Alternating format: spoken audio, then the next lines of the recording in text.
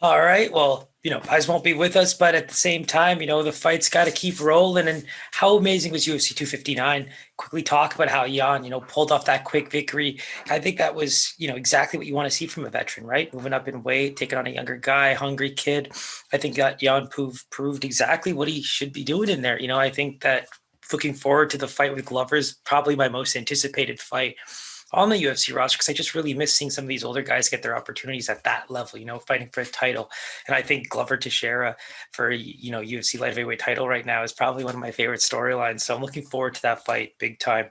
But yeah, let's dive right into UFC Vegas 21 with a pre-show just to kind of get us fired up before the fights kick off in the next little video. We got about an hour and 45 minutes till they start. So let's just get quick and let's be with it, right? So in the first fight, we got Jason Witt and our boy Semmelsberger. We saw him fight Carlton Misk minus, and I think that the pace there was what really kind of stood out to me. I think Semmelsberger was able to really impose his will, especially in the later rounds, because Carlton Minus, I think, he moves at a bit of a slower pace. He tries to be the accurate striker, maybe the one or two type punch combos. I don't think you're going to see him kind of just really get in there and throw some power shots, stuff like that. He tries to attack with some distance, things like that. But, when you look at Semmelsberger, I think he likes to go right in there. He likes to get those elbows in. He likes to throw some deep in punches. And that's going to work very well for him against a guy like Witt. Jason Witt, we've seen him get knocked out a few times in recent past. Takashi Sato was the most recent one in the UFC era, but I like what we've seen from him. Cole Williams fight. I think that Cole was a little bit more out of shape than I would have expected, but at the same time, I think Jason was able to withstand a lot of the damage that was thrown his way, whether it's striking, anything like that, and really impose what he wants to do game plan wise, which was, ground and pound, get it to the floor as quick as you can, start to impose yourself and take that back and find that choke. And I thought that he did a phenomenal job in that fight to kind of, rewrite the loss that he had previously to Takashi. And I think it was a great stepping stone for him to now get a fight like this where I think when you weigh this out, it's like, can Jason Witt, withstand any of the early blows, keep that chin intact, maybe get the fight to the ground after working in some grappling, get the fight against the fence, keep it close. Don't let Semmelsberger really take off any type of power shots that can come at you. His inside elbows and stuff might be something to look out for. I think that Witt really has a chance to kind of come away with another win, make it two in a row. But at the same time, Semmelsberger, right? Any type of knockout power that he might have in the first early rounds is going to be dangerous for Witt. I think the chin has proven to be somewhat of an issue in the past. And so I think that I'm most excited for this fight because it's your classic, wrestler, ground and pound type of guy, maybe a mini Ryan Bader sometimes. I don't know. You got to look at Ryan Bader to me. And then, Semmelsberger, who is hoping to kind of grind out a striking battle, in my opinion. I don't think he wants to see the ground at all in this fight. And he could surprise us in that department too, right? We've seen it all before. But I really am interested to see where Witt can take this fight in terms of groundwork. And if it stays standing, I think it's going to be really exciting to watch both these guys try to finish. And with that said, I think an inside the distance here, if you're a betting man, might be something you want to consider because both these guys are going to be trying to go for broke early on. And now that we have the fight that kicks us off out of the way, we got the first female fight on our hands here. Gloria DePaula with Jin Yu Frey. Jin Yu Frey, phenomenal looking at the weigh-ins, wouldn't you say? I think in the fights that we've watched, tough competition for one, but also kind of fades, right? We saw her get armbarred late in her fight to the last one. And then, Luke Boomy, that was a really good striking showing for Luke Boomy. And I think that as the fight went on, I think she was able to just kind of really push Jin into an area where she wasn't comfortable. She was getting attacked first. She wasn't able to let loose. She wasn't able to land much. And I think Luke Boomy really proved that when it comes to striking, I think she's really, really looking good, especially at the UFC level. And I think Jin Yu Frey is a classic veteran who's just trying to kind of keep her feet wet and just stay in the UFC. I think she's on that hot seat now where a loss to DePaula could mean an end to that UFC career. And so, you're kind of rooting for her in those lines. But, on the other side, we got DePaula, right? Let's talk about how good that striking looked on the Dana White Contender Series. I think she was able to make her opponent miss just as much as she was able to land. The only thing I kind of would take a note of is she was able to get taken down. I think that in this fight, Frey getting any type of top time, even with the striking and the classic ground and pound style that she might be able to impose here could play into her favor. But I think that the most important thing is going to be trying to get in, do some dirty boxing, avoid kind of the distance fighting, because I feel like Gloria DePaula really excels in that format. And the way I liked the things that I liked the most about her Dana White Contender Series was how she was able to land. I really feel like there was a point where, I think she was able to dodge a punch. She actually kind of laughed about it and went right back in with her own strike. So those kinds of things when it comes to confidence really stand out, especially on the Dana White Contender Series, because some of these fighters that put on a good performance are basically in line for a UFC contract. So in this case, she's getting a really good veteran opponent in Frey. And, I think Frey needs to establish some momentum early. When you look at her previous fights, even trying to make it exciting in the beginning has always kind of been there. But, when it comes to tactics and when it comes to game plan, it just seems like she kind of falls to the curbside and allows her opponent to kind of take over. And I think that's where, if she were to right the ship in this fight, it's to really, dictate the pace and, maybe even try to surprise her and try to take her down and maybe, get through these minutes, if you will. All that control time adds up when it comes to decision. And, if you can't finish, you have to find another way to win. And I think there could be opportunities for both girls to try and finish that fight, or at least try to eke out that decision. And now we move right into another female fight. We got Casey and Aldrich. So, Courtney Casey, another fighter that we've kind of seen more frequently than usual with the whole pandemic. I think she got a lot of chances to excel when it comes to her UFC fights. And the one that stands out the most for me is that Jillian Robertson fight. She was really looking good that whole fight, but then she kind of went into, unfamiliar territories, or, more so territories where she is kind of swimming with sharks now. And Jillian Robertson's ground game is no joke. And, Jillian was able to wrap that up via submission. And I think that was a fight where she wished she could have that back, because she had such a good opportunity of beating, a really good prospect that is not really a prospect anymore based on how much she's been in the UFC. I think that would have been a great win under her belt, but, she beat Mara Borella before that. I feel like Mara Borella does get kind of, that bad name for the amount of people she does kind of lose to, but these are all very veteran type fighters. And I think she can hold her own on the ground in this fight, at least.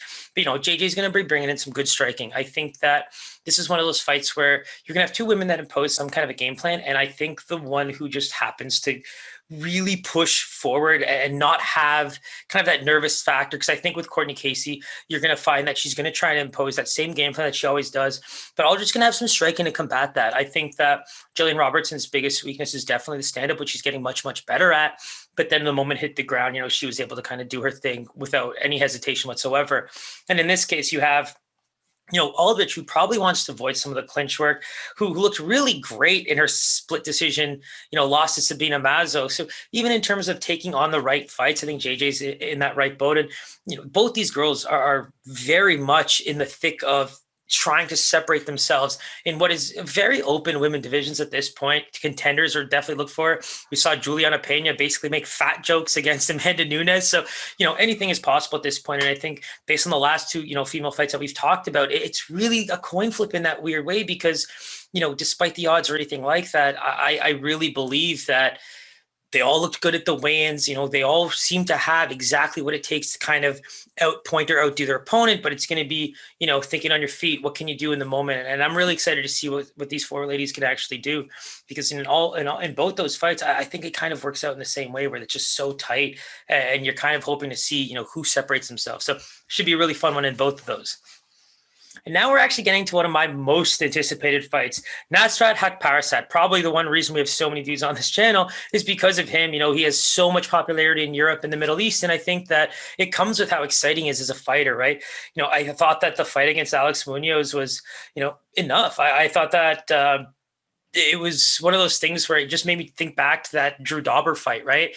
I think we've got to see Haqparast against, an opponent that is kind of having a second coming. Drew Dauber just lost to Islam Makhachev, but, he just lost to Islam Makhachev. So I really don't, see that big a deal. Like, he's now approaching like title contention, top 5, territory. And I think, that's a great thing for Nasrat, because in learning from that experience, I think he's starting to look like a really, deadly fighter. And he's such a good striker. And now he's working with Khabib and all of his team in terms of the wrestling. They've been close for quite some time. And I think it's really exciting to see that, 4-2 Nasrat Haqparast, who's only lost to Marcin Held and Drew Dauber, is kind of finding his way with 6 fights in. And this is a really good opportunity for him to kind of be excited and showcase what he brings to the table, because he's got a lot of good fighters in his corner trying to help him succeed. And that's probably my most exciting thing about him, right? He's a prospect that you really want to keep an eye on, because with the right fights, we're going to see what he can accomplish. And I think the Drew Dauber fight was a good stepping stone for him to realize, is he ready or not? And for him to lose to Makhachev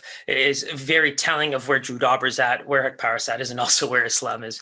And then we got Garcia, right? Rafa Garcia, he's coming in 12-0 in Combat Americas. What I really liked about him was the head movement was there. What I didn't like so much is it was not a lot of left and right movement, a lot of forward and back. So a lot of this forward and back, just trying to sneak in there and throw a bunch of punches. And, against a guy like Nasrat Haqparast, who does have good striking and can probably do some damage, with the feet, throw some calf kicks, things like that, slow you down. It's something that, Garcia's going to want to keep in mind. I didn't see much attempts to go to the ground in any of his Combat Americas fights. I like the way he throws some of his power shots. He does use his right hand quite a bit, but I think he's going to have an issue with the southpaw, like Haqparast said, who's so experienced with his striking. I think that there's going to be a versatility here. I think there's going to be something that separates them in that sense. But again, exploit some of that groundwork maybe and things like that. But I think Haqparast really isn't a good opportunity here to try and showcase what he can do. But again, Garcia is a good striker. I think he brings a little bit of power in that right hand. And, Haqparast needs to watch out for that. He sets it up pretty well. But again, that movement, right? I just think that there's not much groundwork. There's not much movement. So I don't want to call him one-dimensional, but he's going to be looking for some of those right hands to land. And I think that if Haqparast can deal with that, he's going to be in a position to come away with a pretty big victory here and kind of push his career in the right direction. But look for Garcia to pull off that upset. I could even see, maybe a decision win here if he's able to get those strikes off and really kind of use that heavy movement to move out of the way of any big shots that Haqparast has, because he's got some power too. But that's probably one of my more exciting fights on the card altogether. But let's move right into, Mr. BJJ himself, UFC veteran Rani Yahya. I think he's a big-name veteran. He's a really good fight for Ray Rodriguez. Rodriguez is 0-1 in the UFC after getting knocked out by Brian Kelleher. The Jimmy Flick win on the regional scene was actually quite impressive. The second round knockout. These are the things that I like to see. He's obviously going to be in another stand-up fight. Over 5 significant strikes per minute that he's absorbed. I mean, that's a lot of damage to be taking. And I can see Rani Yahya trying to exploit that, but at the same time, groundwork, stuff like that. Ronnie's been, known to kind of get tired late. So little things like that could play into Rodriguez is game plan, right? If he's able to withstand some of the groundwork that might get imposed by Ronnie, and maybe Ronnie surprises him and tries to do some damage more on the feet. But I think it's gonna be one of those situations where if Ray's able to do a lot of damage on the feet and kind of tire him out a little bit, he's going to be able to impose a little bit more will than people think. The line, from what I can tell, it seems a little bit off. And so I really do think that classic case of veteran presence getting a bump, but you have to be very careful when it comes to, the veterans that seem to get tired later in the rounds and, guys that do carry some power late. I wouldn't say that Ray Rodriguez does that, but at the same time, I think trying to avoid any strikes that come his way should be relatively easy, but primarily avoid the ground game, right? I think if you're trying to pull off an upset over a veteran like this, you have to assume that he's seen probably almost everything you can throw at him. So I like the way he does work his strikes. And I mean, ground and pound, stuff like that, even in top position, maybe he's comfortable, doesn't have to get submitted or anything like that, and can finish in that fashion. These are the little things that I think that Ray Rodriguez might be able to do well, but at the same time, avoid a lot of damage early. Ronnie does kind of get tired. And if you want to pull off that big upset, I think that's a great way to do it. And look for Ronnie to try and, mix it up a little bit. I think he's going to have enough skill to just, change levels when he wants to, strike up top and really go for any type of grappling or takedown that allows him to impose his will early on. Cause I think he might also want to get that fight done as quickly as possible. And also know that, come third round, if he has to grapple or anything like that versus a striker that might be, keeping some power in the back pocket, it's going to be a tough fight to kind of pull off in the third round. So expect that one to be really exciting. And I think it can go either way, despite what Vegas might tell you guys. And honestly, moving into this one, probably one of my favorite fighters coming into the UFC right now, Canadian boy, Charles Jourdain. I really think that this man has just been in kind of like an interesting situation, right? Like, how do you go from finishing Doo Ho Choi and ending that whole little train that was coming to, a split decision loss to Andre Fili, and then split draw to Culibao, which I thought he came away with the last 2 rounds. Maybe I'm biased. I'm not 100% on that, but I really thought he won those last 2 rounds and did enough. So, the judges obviously came away with more of a undecided, if you will. So split draw makes sense. But, I think for how close he makes fights is kind of one thing you want to keep away from. You know, we're going to talk about it with Angela Hill a little bit, but you know, when you're going to the judges and you have that much output, but also take so much damage, you are kind of inherently making the fight very close. You know, and let's talk about a guy like Marcelo Royos, who's going to go in there and try to bang. He's going to absolutely try to bang. It's his UFC debut and has fought since 2019, but at the same time, I think he can surprise us a little bit with his striking. You know, Kalibau surprised us a lot in that first round against Charles Jourdain. I thought that was the main reason he was able to sneak away with some of the points against, you know, with the judges. It was just such a interesting performance early in that fight that allowed him to sneak away with that split draw, because the fight really changed pace towards the later part of the fight, especially in that third round.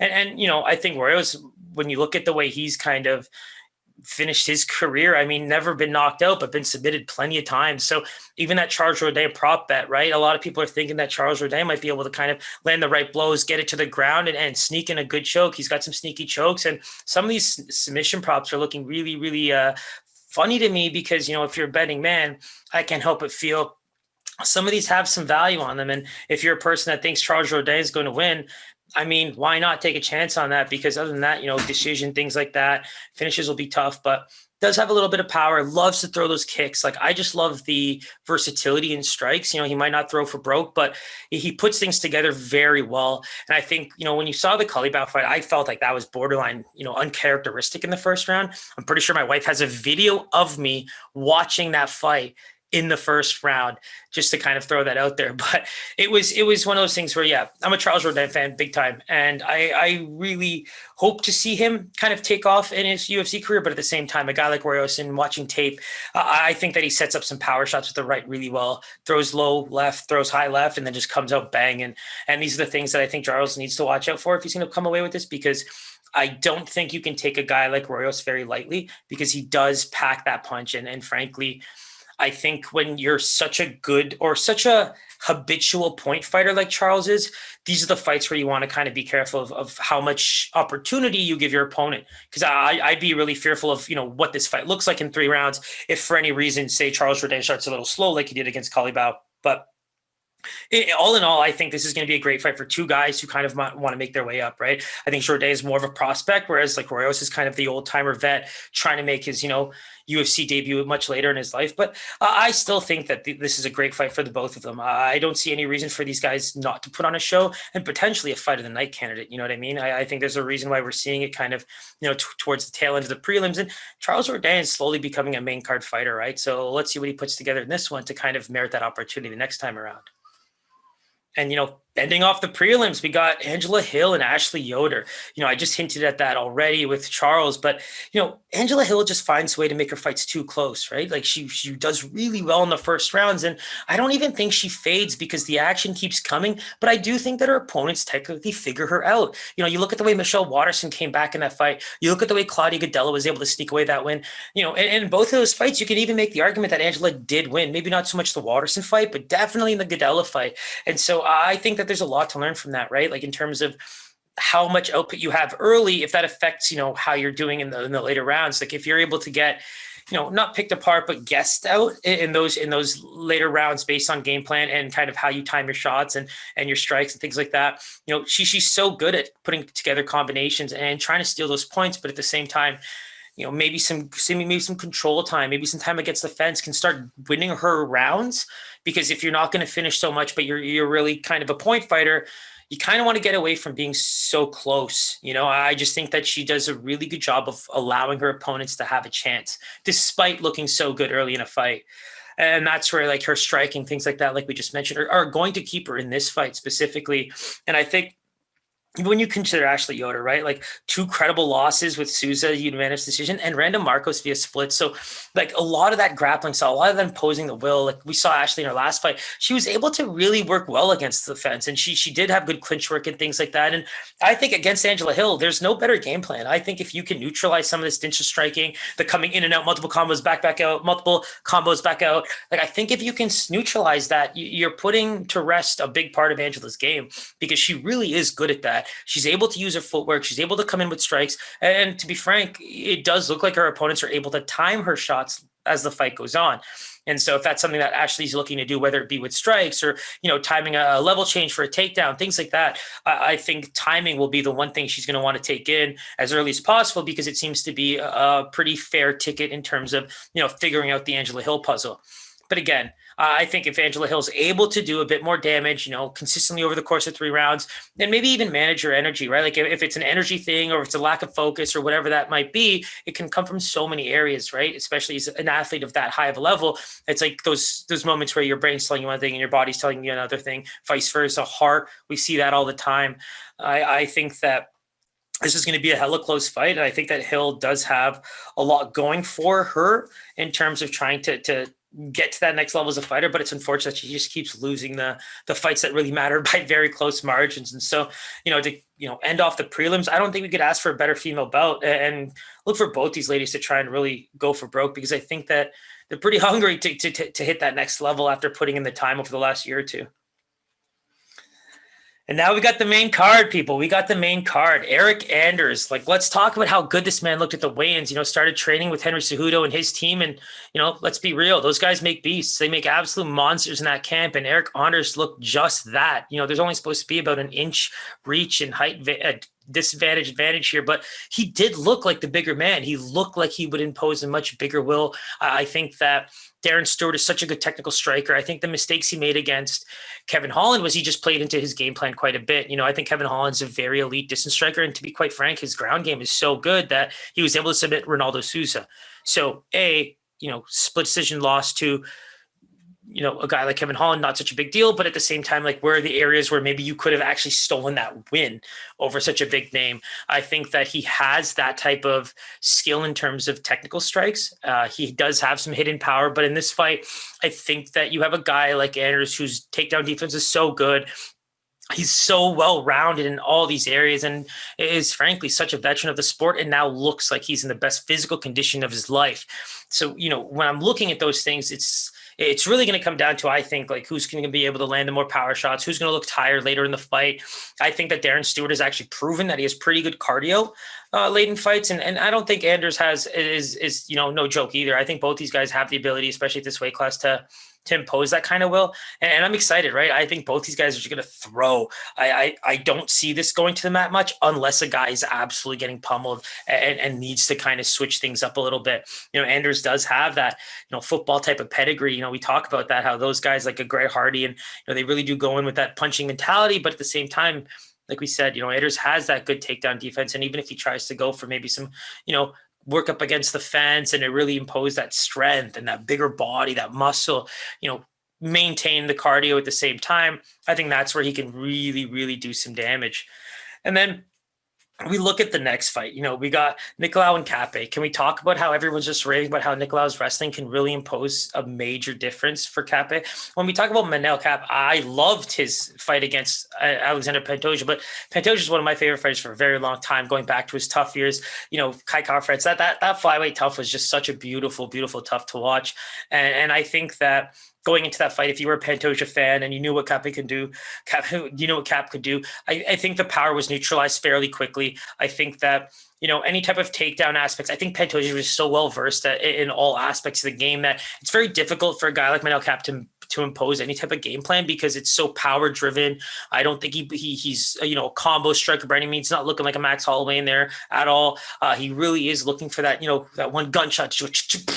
And when that's the case, a guy like Pantoja who can mix it up, switch levels, all that kind of stuff is going to cause you a lot of problems because you're trying to time him and he's just changing everything up on you. And I think for a debut, that was a beautiful fight for him, right? You can learn so much by taking on a guy who is the definition of, we got some at the flyweight division. Those bridemates, but never a bride. Guy just can't seem to win, his title eliminator fights and just hangs around that top 3, top 4, maybe top 5 to be a little bit less generous. But I think that was a beautiful test. And going into this fight, you've got a guy that's just highly underrated, right? Nicolau's grappling seems to be where people are giving him a little bit of credit of where he can kind of take this fight to the ground, not allow Cap to impose any of that power on him, whether it be to set up strikes or even just land big. I think that's a really, really good game plan for him.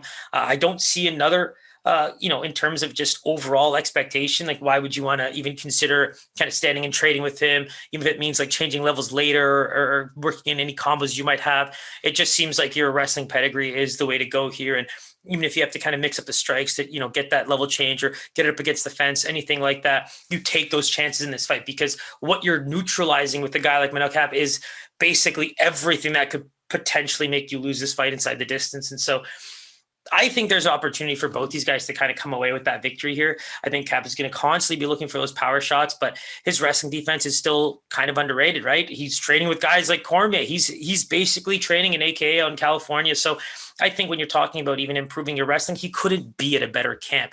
So do I think the hype on Nicolau is a little too high because maybe people are being hard on Cap after, his showing against Pantoja? Maybe. But I also think both these guys do have a chance of winning this fight. And I think if Cap is able to influence some of that power in here, I think we're going to see some of those, rising fans, those Japanese fans, some of the European fans who've been following for so long, come out of the woodwork and start getting back on his hype train, because I think that if this fight goes his way and it's a big win, I think he's going to be right back in there in terms of contenders and trying to get that right fight next up.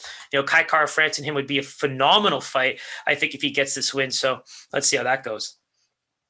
All right, next, another highly touted kid, right? We got Martinez, and I think when we talk about Jonathan Martinez, we really believe that the kicks are where he does all of his damage, right? Such good versatile kicks, really good striker, footwork for days. But he's taking on a guy like Davey Grant, right? And this is the one thing that made me laugh about this one is when you look at some of the props. Another guy, right? We talked about it a little earlier with Jourdain, who does have a sneaky submission game that might be able to do some damage here. The same thing can be said for Grant, right? Most of his wins come via submission, and his prop looks a little outrageous because of the hype coming with Martinez.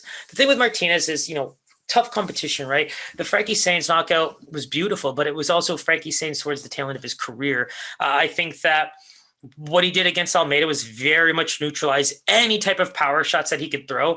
I think that was one of the most impressive, showings that we could have seen from him. I think a lot of people kind of had him, having a chance to win that fight, but kind of wrote him off just based on name. And I think Thomas Almeida is in a place where he has a lot to figure out. I think that there is a one-dimensional aspect to his striking game that might be limiting him against either some of these newer guys that are coming in that have some of that versatility under the belt, or against some of the more, bigger veterans that have kind of derailed his progress in the last little while, because we've seen him fight since he was basically 23, 24 years old. And unfortunately, things just haven't flourished for him. And it's guys like Martinez that seem to be putting the stamp of approval for their own careers against guys like him.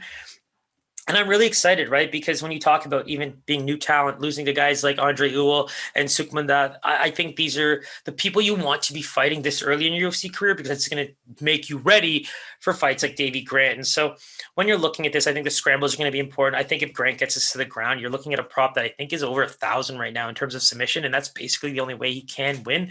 So these are things that I would consider if you're a betting man, because Martinez is obviously the favorite here, but if Grant had any chance of winning, I think he loses the decision. I don't think he's winning a knockout, but if for any reason this fight is, on the ground, up against the fence, and Martinez isn't able to kind of get away from that, or, uses the takedown defense to kind of get out of the way, Grant could be looking at a pretty nice sneaky submission win here. And that's going to be something you heard here first. Maybe.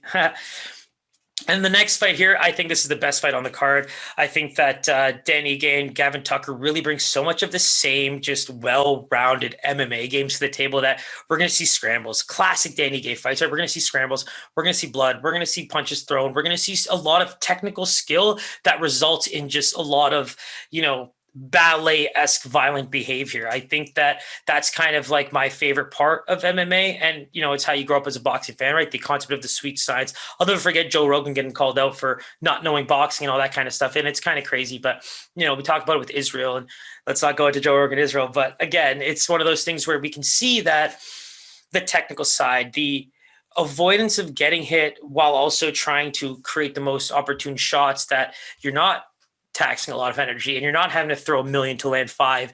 I think those are the strikes that we're really interested in. Ige can land like that. Gavin Tucker can land like that. What I liked about the Gavin Tucker fight, despite Justin James being, short notice, having to go through such a brutal weight cut, he really mixed it up so well, finished on the ground. I thought his striking was phenomenal. He's able to attack the legs so well, body strikes, just amazing combinations that make you wonder, like, where was this guy? Well, for most of the time before the pandemic, he was just fighting on UFC cards in Canada. So he was getting pretty good fights, but he just wasn't fighting that often. And now with the pandemic, I guess, obviously the UFC isn't able to come to Canada, but he's actually made his way out to Vegas and stuff like that to take on more fights. And I think that's worked out really well for him given his career. And, very quickly got a fight like Dan Ige. And I can see Gavin Tucker being very much a highly touted, top 5, top 10 type of, contender when it comes to, booking his next fight, because a win over Dan Ige is no joke. You look at the way Dan Ige kind of came back from the Calvin Kattar fight. It was pretty amazing, right? Like he basically was on a huge fight win streak before that fight. And Calvin ended up fighting a guy like Max Holloway, which was, in my opinion, the title eliminator for whoever wins in Volkanovski versus Ortega. So with all of this coming into play, I think Dan Ige is in a position where, maybe not everything to lose and something to gain, but like he definitely is the guy that Gavin Tucker can beat to get to that next level. I'm trying to think about guys that he could fight, and it would be interesting to see where that would go if Gavin Tucker did win, and there's a chance that he does. I think a lot of people are going to be riding Ige for what he brings to the table and everything that he's done so far. He was supposed to fight Ryan Hall, actually, and to be honest, this was a replacement fight. So I think when you think about all that stuff, Gavin Tucker is going to be a bit more of a trouble in terms of the striking game, right? I think his striking game is well above Ryan Hall's, whereas Ryan Hall's jiu-jitsu is probably some of the best we've seen in the UFC. But these are the things that make, a guy like Dan Ige and a guy like Gavin Tucker, which most people probably haven't heard of, a very close fight on paper. And for anyone who pays attention to either of these guys, it's actually crazy how well-versed they are in MMA, and which is probably going to make this fight so close and one of the best fights on the card. And now we go into Misha Cirkunov and Ryan Spann.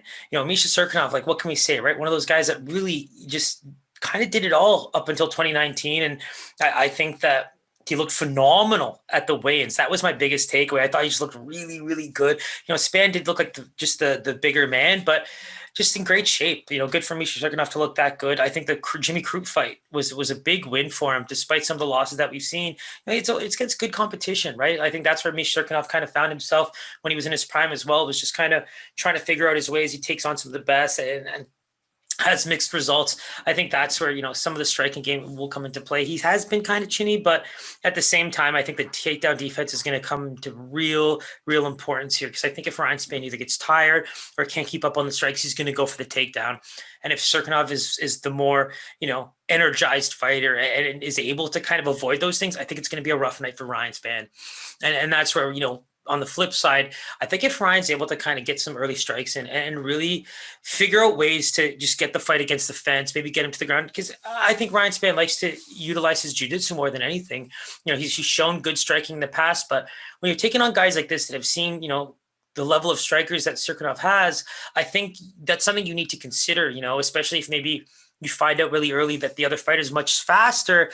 I mean, it's up to you to really think that, okay, no, let me keep going and strike with this man and see if I can actually do it and come out a bloody mess, maybe get some kind of lucky shot or even take a loss that just everyone's really excited about. What's that do for you as a fighter, right? I think in this case, if you're Ryan Spann and the way you look on the ground in terms of just like, overall skill, I think you've been really good in terms of finishing. And you haven't seen many third rounds in your life. So it's just like, do you want to see a guy like Misha Cirkunov who might get tired as well, but in the third round, given his experience, or would you rather try and see if you can get this out a little bit earlier? And, I think landing some power shots and trying to find ways to kind of avoid any big strikes from Cirkunov and then come back with some counters can help him switch levels, take it to the ground, and maybe get some top control, maybe even up against the fence, right? All of this will be timing. And I think that it's going to be up to Ryan Spann to really figure out the timing of Cirkunov's punches if he's going to have any success here. Because if he's getting just outlanded, I think he's going to be taking some serious damage. And within a few rounds, you're just going to see him kind of wilt and get tired. And the same can be said for Cirkunov. And I think most of that's going to be up against the fence, on the ground, that kind of thing. When you look at Ryan Spann, right, we think back that 30-second guillotine on Dana White Contender Series, like such a big deal, right? I remember that like it was yesterday. And here we are talking about how, this guy has a win over Sam Alvey via split. And even after that was after a 3-0 fight win streak. So Ryan Spann was very much like on the come up before his loss to Johnny Walker.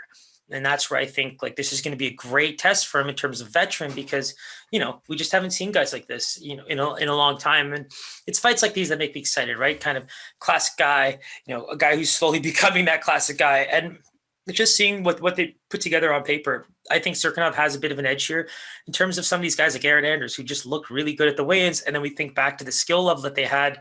It's just, it plays with your head a little bit, right? You kind of tell yourself like Cirkunov looks beastly. I've seen him do a lot of things in the past. So, I mean, I think that this could be a really fun fight, and I'm curious to see where it goes. If it hits the ground, if Cirkunov can deal, I think Ryan Spann's in for a long night. But at the same time, if Spann's able to land some strikes and get some power shots in there, I think Cirkunov's going to be a little bit surprised with that type of game plan, and it could put him on his back foot quite quickly. Now that we're done with the co-main, let's get right into the main event. We got Leon Edwards, a guy we've been waiting to see for so long, taking on Belal Muhammad, the definition of dog and the definition of opportunist, because not getting to see Khamzat Chimaev is one thing, but getting to see Belal Muhammad is another. And despite what they looked like at the weigh-ins, I felt like Leon Edwards definitely looked like the bigger guy and definitely has that reach advantage in a big way. But I think that's what Belal's used to, right? I think he's used to lunging in there, throwing in some amazing boxing strikes that he usually does. He's got good combos to kind of work in against the fence and try to work in a takedown. Even if he's up against the fence for an extended period of time, trying to get him to the ground, at least he's tiring him out. He's getting some of that work done. But Leon Edwards, what a great fighter against the fence, right? Like this guy was a top 3 fighter before he kind of disappeared. And I think he's been in training camp ever since, right? Like the guy just keeps, either unlucky with injuries or just unlucky with camp, stuff like that, pullouts and all that. But, all of that's been put to rest. I think he's finally getting an opportunity to just get in there. And I think that's what makes this a difficult fight for Belal, because I don't think that he's the kind of guy that backs away from any fight, but it's just you're taking on what was potentially a title challenger, taking on top 3, top 4 names. And now you kind of short nose fight despite having fought, fairly recently. It's those things that it's just the automatic dog, right? I think Leon has very little to gain, but a lot to lose, whereas Belal has everything to gain from this fight and very little to lose. I think that a loss to Leon Edwards on your record after what you've kind of accomplished, especially in the last year, is a very formidable, loss to take. And I think that's why even if I'm Belal, like this is a fun night for me. I'm getting to go in there and take on what should be considered a top 3, top 4 guy. And yeah, maybe try to do some serious damage and get up against the fence, hold him tight, get on top, that kind of thing. And I think what I love about Leon Edwards is he's really trying to fight that whole mentality of, English fighters can't wrestle and English fighters can't, do the grappling game, because he's really good at everywhere. That's what makes him, such a good title contender is we're seeing that evolution of English fighter primarily in Leon Edwards, right? And, he's such a good guy with the community, talking about initiatives with Jimmy Manua and all that. I just think he's a great face for the sport. He's such a good, resilient story. And I think that putting all of that politics to rest that came with, who's he going to fight? When's he going to fight? All that kind of stuff. But just getting in there and having fun. And both these guys, could there be another fight where you just don't want to see either of these guys lose? I mean, Jan and Glover are probably a big one, but I just think this is such a great fight for fan favorites. I think you got your typical Drizzy or Chicago kid there coming out of Belal, and you got everyone from the UK probably just jumping on that Leon bandwagon tonight. And I think you couldn't have asked for a better main event, given the fact that we don't get to see a guy like Khamzat. So, best of luck to both these guys. If Leon comes out like the way he did against RDA, I think he's going to get a title shot almost immediately. It's so funny. He called Covington the social media fighter. So I think he has zero interest even taking on this guy. I think he just believes he's way above him. So these are the fun things that I'm kind of like excited about going into this fight, because, both guys have a lot to expect coming out of it. And if Belal wins, it's going to be really, really cool to see where, the rest of his 2021 lands. But enjoy the fights, guys. I can't wait to get back to you, and then in the future, next fight card, we'll be right back. We got some fighter interviews lined up already, so keep it locked. We're getting ready for some big things, so see you soon.